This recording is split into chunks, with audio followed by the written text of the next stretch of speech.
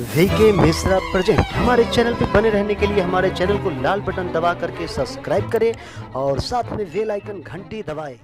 जय श्री राधे कृष्ण। आप सभी का हमारे YouTube चैनल पे बहुत बहुत स्वागत है। आइए आज सुनते हैं भाद्रपद अमावस्या तिथि के दिन सोमवार व्रत की कथा। अमावस्या तिथि का बड़ा ही विशेष महत्व माना गया है। इस दिन स्नान, दान, तर्पण आदि कार्यों के लिए इसका बड़ा ही विशेष महत्व होता है। और अमावस्या तिथि का दिन अगर सोमवार के दिन पड़ता है तो इसका और भी महत्व बढ़ जाता है। सोमवार का दिन भगवान भोलेनाथ और माता पार्वती का दिन माना जाता है। और सोमवती अमावस्या के दिन इस दिन गणेश भगवान भोलेनाथ और माता पार्वती का पूजन किया जाता है। जो भी सच्ची श्रद्धा के साथ सोमवार व्रत का कथा श्रवण करते हैं उन्हें सभी प्रकार के सुख और समृद्धि की प्राप्ति होती है। तो आइए सुनते हैं सोमवार व्रत की कथा। तो बोलिए प्रेम से भगवान भोलेनाथ की जय, माता पार्वती की जय। बहुत समय पहले की बात है कि एक बार भगवान भोलेनाथ मृत्यु लोक में विहार की इच्छा करके माता पार्वती के साथ पधारे। विदर्भ देश की अमरावती नगरी जो कि सभी सुखों से परिपूर्ण थी, वहां पधारे। वहां के राजा द्वारा बनाया गया एक अत्यंत सुंदर शिव का मंदिर था, जहां वह रहने लगे। एक बार माता पार्वती जी ने चौरस खेलने की अपनी इच्छा भगवान के सामने प्रकट की। तभी मंदिर में पुजारी का प्रवेश हुआ। पुजारी जब प्रवेश किया तो माता जी ने पूछा कि पुजारी बताओ कि इस बाजी में किसकी जीत होगी। तो ब्राह्मण ने कहा कि महादेव जी की जीत होगी, लेकिन पार्वती जी जीत गईं। तब ब्राह्मण को उन्होंने झूठ बोलने के अपराध में कोढ़ी होने का श्राप दे दिया। कई दिनों के पश्चात देवलोक की अप्सराएं उस मंदिर में पधारी और उसे देखकर इसका कारण पूछा। पुजारी ने निसंकोच सब कुछ बता दिया। तब अप्सराओं ने ढाढ़स बंधाया और 16 सोमवार के व्रत रखने को ब्राह्मण को बताया और विधि पूछने पर उन्होंने विधि भी बताई। इससे शिव जी की कृपा से सारे मनोरथ पूर्ण हो जाते हैं। फिर अप्सराएं स्वर्गलोक को वहां से चली गईं। ब्राह्मण ने सोमवार का व्रत करके रोग मुक्त होकर जीवन व्यतीत किया। कुछ दिन के बाद फिर शिव और पार्वती जी वहां पधारे। पार्वती जी ने उसके रोग मुक्त होने का उस ब्राह्मण से कारण पूछा। तब ब्राह्मण ने सारी कथा कह सुनाई। तब माता पार्वती जी ने भी यही व्रत किया और उनकी भी मनोकामना पूर्ण हुई। उनसे रूठे उनके पुत्र कार्तिकेय जी माता के आज्ञाकारी हुए, परंतु कार्तिकेय जी ने अपने विचार परिवर्तन का कारण पूछा। तब माता पार्वती जी ने वही कथा उन्हें भी बताई। तब स्वामी कार्तिकेय जी ने भी यही व्रत किया। उनकी भी इच्छा पूर्ण हुई। उनसे उनके मित्र ब्राह्मण ने पूछकर यही व्रत किया। फिर वह ब्राह्मण विदेश को चला गया और एक राज के यहाँ स्वयंवर में पहुंचा।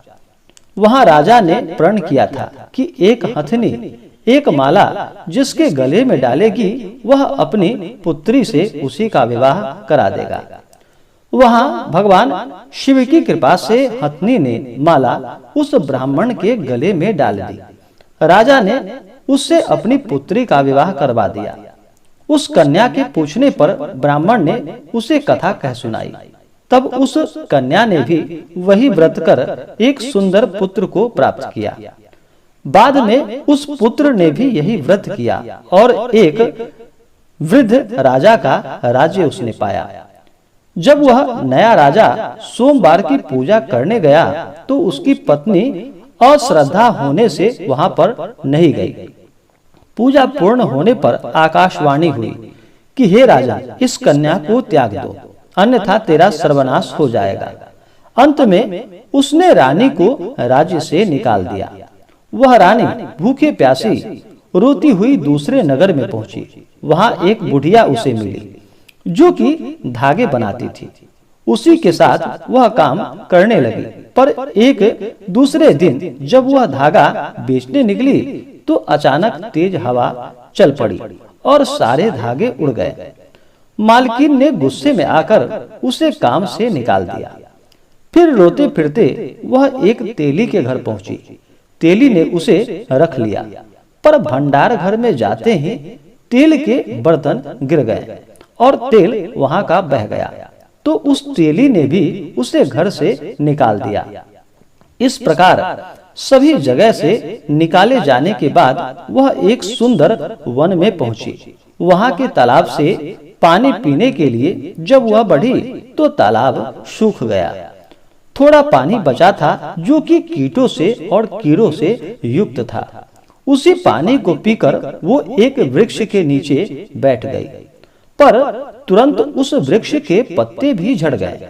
इस तरह वह जिस वृक्ष के नीचे से गुजरती थी वह वृक्ष पत्तों से विहीन हो जाता था। ऐसे ही सारा वन ही सूखने को आया। यह देखकर कुछ चरवाहा उस रानी को लेकर एक शिव मंदिर के पुजारी के पास लेकर गए। वहां रानी ने पुजारी से आग्रह से सारी बातें पुजारी को कह सुनाई और सुनकर पुजारी ने कहा कि तुम्हें शिव का श्राप लगा है। रानी ने विनती करके पूछा तो पुजारी ने इनसे इसका निदान का उपाय बताया और सोमवार व्रत की विधि बताई। रानी ने तन मन से व्रत पूरा किया और भगवान शिव की कृपा से 17वें सोमवार को राजा का मन परिवर्तन हो गया। राजा ने रानी को ढूंढने के लिए दूत भेजा। पता लगने के बाद राजा ने बुलावा भेजा, पर पुजारी ने कहा कि राजा को स्वयं भेजो। इस पर राजा ने विचार किया और स्वयं पहुंचा। रानी को लेकर दरबार पहुंचा और उसका स्थान उस रानी को फिर से प्रदान किया। संपूर्ण शहर में खुशियां मनाई गई। राजा ने गरीबों को काफी दान और दक्षिणा दिए और भगवान शिव के परम भक्त होकर नियम पूर्वक 16 सोमवार का व्रत करने लगे और संसार के सारे सुख को भोग कर अंत में शिव के धाम चले गए। इस प्रकार जो भी मन लगाकर श्रद्धा पूर्वक नियम के अनुसार 16 सोमवार का व्रत करता है या कथा श्रवण करता है, वह इस लोक में परम सुख को प्राप्त कर और अंत में परलोक को प्राप्त करता है। तो बोलिए प्रेम से भगवान भोलेनाथ की जय, माता पार्वती की जय। जो भी जातक सोमवार का व्रत करते हैं उन्हें चाहिए कि इस दिन सुबह ब्रह्म मुहूर्त में उठ करके अपने सभी नित्य क्रियाओं से निवृत्त होकर के गंगा नदी में या घर के जल में ही थोड़ा सा गंगा जल मिला करके स्नान करे, शुद्ध वस्त्र धारण करे और मन में संकल्प ले कि हे भगवान भोलेनाथ, हे माता पार्वती, आज मैं आपके 16 सोमवार का व्रत करने जा रहा हूँ या करने जा रही हूँ। इस प्रकार से भगवान से प्रार्थना करे। आपके मन में जो भी इच्छा हो, जो भी कामना हो, वह भगवान भोलेनाथ से कहें और दिन भर व्रत उपवास रहते हुए भगवान का 2 समय पूजन करे। सुबह और शाम के वक्त भगवान भोलेनाथ और माता पार्वती का पूजन करे। भगवान भोलेनाथ का सबसे पहले तो जल से उनका अभिषेक करे। भगवान भोलेनाथ को जल अति प्रिय है, तो भगवान को जल से अभिषेक करे। इसके बाद पंचामृत से भगवान का अभिषेक करे। फिर शुद्ध गंगा जल चढ़ाए, भगवान को वस्त्र चढ़ाए, यज्ञोपवीत अर्पित करे। भगवान को अक्षत, चंदन, पुष्पों की माला भगवान भोलेनाथ को अर्पित करे। भगवान भोलेनाथ को कमल का पुष्प अति प्रिय है। अगर कमल का पुष्प मिल जाए तो यह बहुत ही अच्छा रहता है। ध्यान रखें कि भगवान भोलेनाथ को केतकी का पुष्प नहीं चढ़ाया जाता, तो भगवान भोलेनाथ को केतकी का पुष्प ना चढ़ाएं। उन्हें भांग, धतूरा चढ़ाएं। बिलपत्र भगवान भोलेनाथ को अर्पित करें। बिलपत्र भगवान को अर्पित करने से 3 जन्मों के पाप भी नष्ट हो जाते हैं। बिलपत्र चढ़ाते समय इस मंत्र का जप करे तो यह बहुत ही लाभकारी होता है। मंत्र ओम त्रिदलम त्रिगुणाकारम त्रिनेत्रम च त्रिधायुधम त्रिजन्म पाप संहारम बिल्वपत्रम शिवार्पणम। इस मंत्र के द्वारा भगवान भोलेनाथ को बिल्वपत्र अर्पित करे। बिल्वपत्र 3 पत्तों वाला होना चाहिए। बिल्वपत्र पे राम का नाम लिख ले तो यह और भी ज्यादा लाभकारी होता है। इस दिन ओम नमः शिवाय इस मंत्र का जप करे तो यह अनंत गुना पुण्य फल दायक होता है। उसके बाद भगवान को धूप और दीप दिखाएं।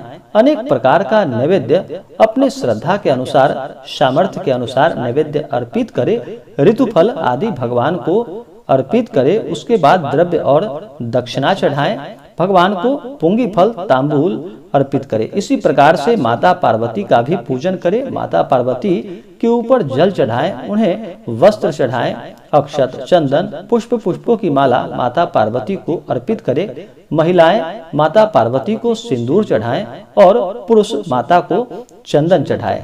उसके बाद धूप और दीप दिखाएं। अनेक प्रकार का नैवेद्य माता पार्वती को अर्पित करे। द्रव्य दक्षिणा चढ़ाएं, पुंगी फल तांबूल अर्पित करे।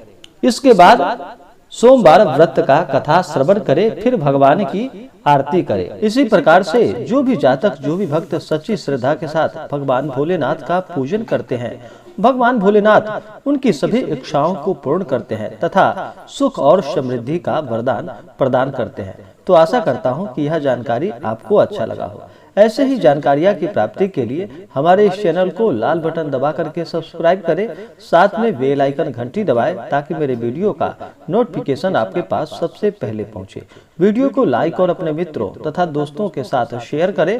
सुखी रहें और स्वस्थ रहें। जय श्री राधे कृष्ण। धन्यवाद।